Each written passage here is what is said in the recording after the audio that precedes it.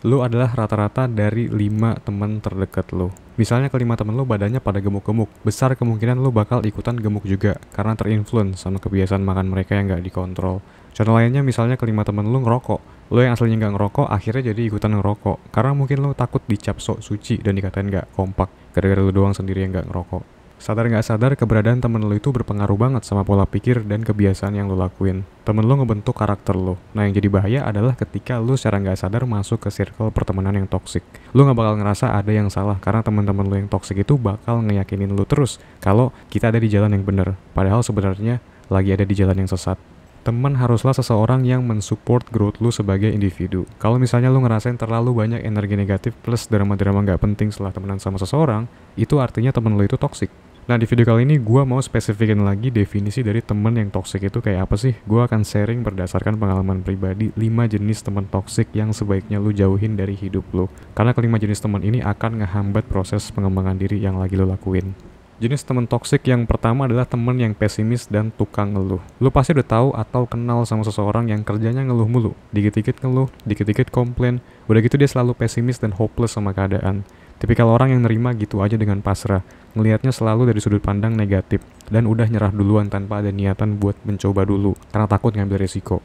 Ini yang namanya victim mentality. Ini penyakit mindset. Dan bahayanya lagi, ini bisa menular. Seperti yang tadi gue bilang di awal, pengaruh teman terhadap pola pikir lo itu signifikan banget. Bayangin setiap hari lo ngobrol intens interaksi sama dia, lo denger keluhannya, komplainnya, betapa nggak adil dunia buatnya. Mindset bobroknya dia ini bakal menular ke lo. Jangan heran kalau suatu saat ada orang yang bilang kalau lo tukang ngeluh. Nggak ada keren-kerennya sama sekali dari mengeluh. Pesimis dan ngeluh cuma bikin lo jadi pasif, jadi loser yang banyak omong tapi nol aksinya. Jenis teman toksik yang kedua adalah temen yang ngelihat konten dewasa atau PMO sebagai hal normal. Terutama buat lo yang udah ngerti banget dampak negatif PMO ke kesehatan mental dan jiwa, keputusan berat harus lo ambil supaya lo tetap bisa on track terbebas dari PMO, yaitu dengan angkat kaki dari circle pertemanan yang hobi nonton konten dewasa.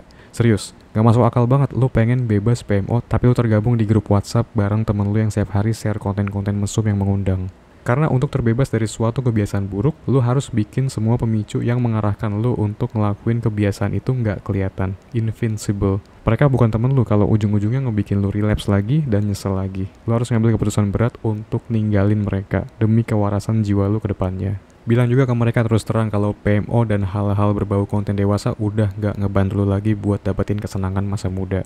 Jenis temen toksik ketiga yang harus lu hindari adalah temen yang di otaknya cuma main dan nongkrong. Di sekolah atau kampus biasanya ada nih jenis orang atau rombongan yang datang ke kelas tapi niatnya bukan buat gali ilmu, expand knowledge, belajar sesuatu, tapi buat ngisi absen doang. Duduk dengerin dosen pura-pura tertarik tapi yang ada di pikirannya cuma main dan nongkrong. Kenapa jenis temen kayak gini sebaiknya lo hindari? Karena dari perilakunya ini lo bisa nilai dia ini nggak bertanggung jawab dan belum dewasa.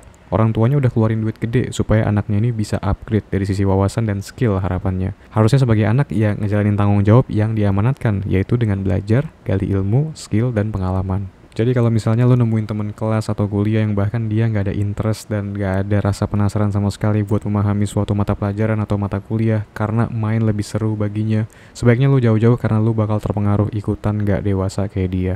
Jenis temen toksik keempat yang harus lo hindari adalah temen yang berkepribadian narsistik. Gimana cara mengetahui kalau temen lo itu punya kepribadian yang narsistik? Gampang, dari pas lo lagi ngobrol sama dia. Lo perhatiin apakah pas lagi ngobrol dia lebih banyak fokus ke dirinya. Kalau semuanya tentang dia, tentang ceritanya, tentang sudut pandangnya, terus dia nggak pernah nanya tentang lo, pendapat lo, kehidupan lo, itu artinya fix 100% temen lo adalah seseorang yang narsistik. Semuanya tentang dia, dan dia. Pas giliran lu ngomong untuk berbagi sudut pandang, temen lu ini suka banget motong pembicaraan. Kesannya nggak sabar buat ngomong juga. Dia mendominasi banget di percakapan, dan lu cuma ngedengerin doang jadinya. Dimana sebenarnya lu ngerasa perlu juga untuk berbagi perspektif. Temen kayak gini nggak worth your time, my friend. Mending lu cari orang lain yang punya kemampuan buat diam dan mendengarkan. Jenis temen toksik kelima dan yang terakhir adalah temen yang nggak menghargai lu.